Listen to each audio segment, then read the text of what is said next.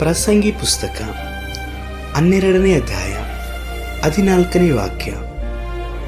ಒಳ್ಳೆಯದಾಗಲಿ ಕೆಟ್ಟದ್ದಾಗಲಿ ಸಕಲ ರಹಸ್ಯ ಸಂಗತಿಗಳನ್ನು ವಿಮರ್ಶಿಸುವ ನ್ಯಾಯ ವಿಚಾರಣೆಗೆ ದೇವರು ಪ್ರತಿಯೊಂದು ಕಾರ್ಯವನ್ನು ಗುರಿ ಮಾಡುವನು. ಕರ್ತನಲ್ಲಿ ಪ್ರೀತಿಯ ದೇವಜನರೇ, ನಮ್ಮನ್ನು ಕರೆದ ಆತನು ಎಲ್ಲವುಗಳನ್ನು ಅರಿತಿರುವಂಥ ದೇವರಾಗಿ ಇದ್ದಾರೆ. ನಮ್ಮ ಎಡಕ್ಕೂ ಬಲಕ್ಕೂ ಮುಂಭಾಗಕ್ಕೂ ಹಿಂಭಾಗಕ್ಕೂ ನಡೆಯುವಂಥ ಪ್ರತಿಯೊಂದು ಸಂಗತಿಗಳು ಸಹ ಆತನಿಗೆ ಮರೆಯಾಗಿಲ್ಲ. ಮಾತ್ರವಲ್ಲದೆ ನಮ್ಮ ಹೃದಯದ ಆಲೋಚನೆಗಳು, ಹೃದಯದ ಮಿಡಿತಗಳನ್ನು ಸಹ ಅರಿತಿರುವ ಆತನು ನಮ್ಮ ದೇವರು. ನಮ್ಮ ವಿಷಯದಲ್ಲಿ ಆತನು ಮಾತ್ರವೇ ಸಂಕಲ್ಪ ಮಾಡಿಲ್ಲ, ಸೈತಾನನು ಸಹ ದೇವರ ಸಂಕಲ್ಪವನ್ನು ಕೆಡಿಸಲಿಕ್ಕಾಗಿ ಕೆಲವೊಂದು ಸಹವಾಸ, ಕೆಲವೊಂದು ಕೆಡುಕಾದಂಥ ಕ್ರಿಯೆಗಳನ್ನು ನಮ್ಮ ನಡುವೆ ಇಟ್ಟು ದೇವರ ಚಿತ್ತವನ್ನು ಮೀರಿ ನಡೆಯುವ ಹಾಗೆ ಮಾರ್ಪಡಿಸುತ್ತಾನೆ.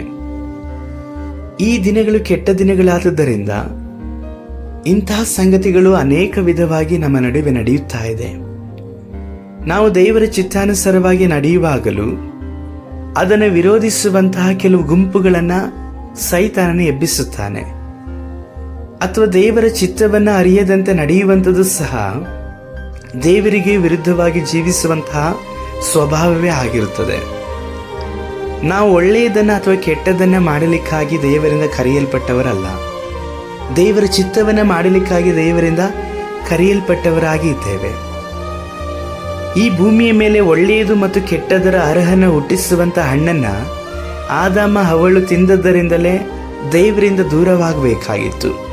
ಇದರ ಅರ್ಥ, ಒಳ್ಳೆಯದನ್ನು ಮಾಡುವಂಥವರೆಲ್ಲರೂ ಸಹ ದೇವರಿಂದ ಪ್ರಶಂಸೆಯನ್ನು ಹೊಂದೋದಿಲ್ಲ. ಒಳ್ಳೆಯದರ ಹಿಂದೆ ಕೆಟ್ಟದ್ದು ಅಥವಾ ಕೆಟ್ಟದರ ಹಿಂದೆ ಒಳ್ಳೆಯದು ಅಡಗಿರುತ್ತದೆ. ಇವುಗಳನ್ನು ಬಿಟ್ಟು ನಾವು ದೇವರ ಚಿತ್ತವನ್ನು ಮಾಡಲಿಕ್ಕೋಸ್ಕರವಾಗಿ ದೇವರಿಂದ ಆರಿಸಿ ತೆಗೆದುಕೊಂಡವರಾಗಿ ಇದ್ದೇವೆ.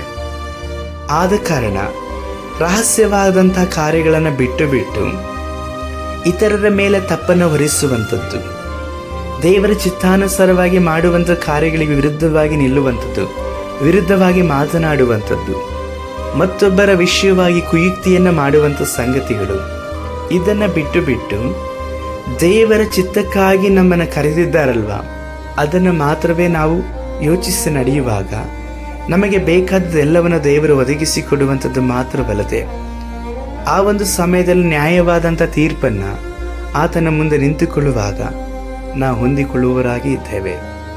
ಆ ತೀರ್ಪು ಒಳ್ಳೆಯದೇ ಆಗಿರಲಿ, ಆತನ ಚಿತ್ತಾನುಸಾರವಾಗಿ ಇರಲೆಂಬುದಾಗಿ ಆತನ ಚಿತ್ತಕ್ಕಾಗಿ ನಮ್ಮನ್ನು ಸಮರ್ಪಿಸಿಕೊಳ್ಳುವ ಸರ್ವಶಕ್ತನಾದ ದೇವರೇ, ನಾವು ನಿಮ್ಮ ಚಿತ್ತಾನುಸಾರವಾಗಿ ಜೀವಿಸಲಿಕ್ಕೆ ಸಹಾಯ ಮಾಡಿರಿ.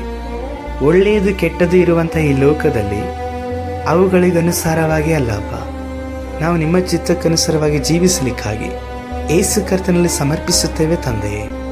ಆಮೇನ್.